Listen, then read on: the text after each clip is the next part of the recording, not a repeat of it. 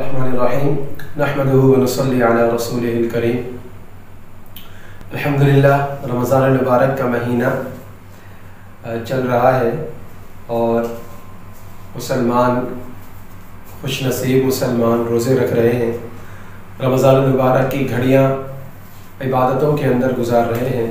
अल्लाह रब्बुल इज़्ज़त से दुआ है कि अल्लाह तबारक व तआला हम में से जो हज़रात जिस सिमत के अंदर जिस तरह इबादतें और रियासतें कर रहे हैं अपनी बारगाह में कबूल फरमाए।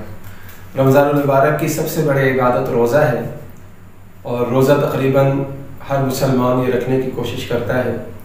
तो रोज़ा ऐसे तरीके से रखें कि उस रोज़े के अंदर मज़ीद ताकत पैदा हो जाए और वो कबूलियत के नज़दीक चला जाए। इसके लिए उलमाए किराम ने चंद चीज़ें लिखी हैं कि रोज़े के अंदर अगर ये चीज़ें की जाएँ तो अल्लाह तबारक व तआला से कवी उम्मीद है कि अल्लाह तबारक व तआला हमारा ये रोज़ा अपनी बारगाह में कबूल फरमा लेगा। पहले नंबर पर रोज़ेदार आदमी अपनी निगाहों की हिफाजत करे, यानी रोज़ा रखने के बाद अपनी निगाहों की हिफाजत करनी है। गलत जगह के ऊपर अपनी नज़रों को इस्तेमाल नहीं करना है, बल्कि उस जगह पर इस्तेमाल करना है जहाँ पर अल्लाह की फरमाबरदारी का काम हो।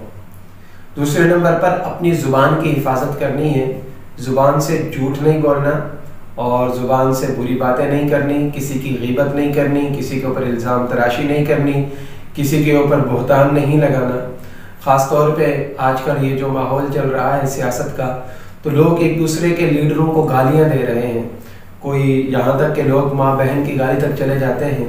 अब अल्लाह ताला रहम करे कि हमें पता ही नहीं है कि रमज़ान मुबारक की बाबरकत लम्हात चल रहे हैं, बाबरकत घड़ियाँ चल रही हैं। हम इसके अंदर इनके पीछे ना चलें कि इनके पीछे चल चल के हम अपने अमाल को ज़ाया ना कर दें। जिसका जो लीडर है, जो जिसको सपोर्ट करता है उसकी मर्जी करे, लेकिन यह है कि दूसरे के ऊपर इल्ज़ाम तराशियाँ, रोज़े की हालत में झूठ बोलना, बहतान लगाना, इस चीज़ से बचें। हदीस पाक के अंदर आता है, रसूलुल्लाह सल्लल्लाहु अलैहि वसल्लम ने फरमाया कि जो आदमी झूठ बोलना नहीं छोड़ता रोज़े के अंदर, तो अल्लाह तबारक व तआला को उसके रोज़े की ज़रूरत नहीं है। वो खामखा में झूठा भूखा और प्यासा रह रहा है। तो रोज़े के अंदर ज़ुबान की हिफाजत करनी। तीसरे नंबर पर अपने कानों की हिफाजत करनी है। हमने अपने कानों से वही बात सुननी है, कानों के अंदर वो आवाज़ जाए जो अल्लाह को पसंद हो। हमने रोज़े के अंदर गाने नहीं सुनने, रोज़े के अंदर फिल्म नहीं देखनी, रोज़े के अंदर गैर महरमों की तरफ नहीं देखना। रोज़ा हमारा जितना हम इसके अंदर तक़वा इख्तियार करेंगे उतना अल्लाह तबारक व तआला का हमें क़ुर्ब ये देगा। इसी तरह ख़ास तौर पर जिस चीज़ का ख्याल करना है वो है चौथे नंबर पर रिज़्क़ हलाल की कोशिश करनी है। हम सहरी करते हुए देखें कि हम रोज़ा जो रख रहे हैं, सहरी कर रहे हैं, जो खाना खा रहे हैं, उसको रिज़्क़ हलाल से हासिल किया गया या हराम है। कहीं ऐसा तो नहीं कि हम किसी को धोखा देकर, किसी को फरार देकर, किसी का हक दबाकर, किसी के पैसे छीन कर, किसी को किसी भी सिमत के अंदर किसी भी तरीके से हम वो हराम माल इस्तेमाल ना कर रहे हो। अब मुझे बताएं कि अगर सहरी हराम माल से की जाएगी या अफ्तारी हराम माल से की जाएगी तो उस रोज़े के अंदर क्या ताकत रहेगी? सूद खोरी से बचना है और हराम खोरी से बचना है, हराम कमाने से बचना है, हराम लेन देन से बचना है रोज़े के अंदर। और पांचवें नंबर पर उलमाए किराम ने लिखा है कि रोज़ा रखने के बाद भी अल्लाह तबारक व तआला से डरते रहना, अल्लाह तबारक व तआला से डरते रहना और ये अल्लाह तबारक व तआला से दुआ करना कि या अल्लाह हमारे इस रोज़े को कबूल फरमा ले।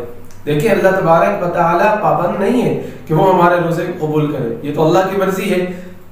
लेकिन जब रोज़े के अंदर हम ये चीज़ें लेकर आएंगे तो इससे इंशाअल्लाह अल्लाह तबारक व तआला से कवी उम्मीद है कि अल्लाह तबारक व तआला हमारा ये रोज़ा कबूल फरमा लेगा।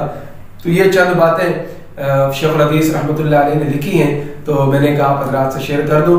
मुझे भी अपनी दुआओं में याद रखिएगा। अल्लाह तबारक व तआला तमाम हज़रात के रोज़े कबूल फरमाए। आमीन व आखिर दावाना अल्हम्दुलिल्लाहि रब्बिल आलमीन।